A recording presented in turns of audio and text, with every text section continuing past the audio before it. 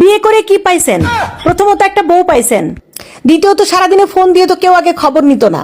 এখন হুটহাট ফোন দিয়ে একজন বলে, এই কোথায় তুমি, জলদি বাসায় আসো, তখন আপনার নিজেকে গুরুত্বপূর্ণ ব্যক্তি মনে হয়।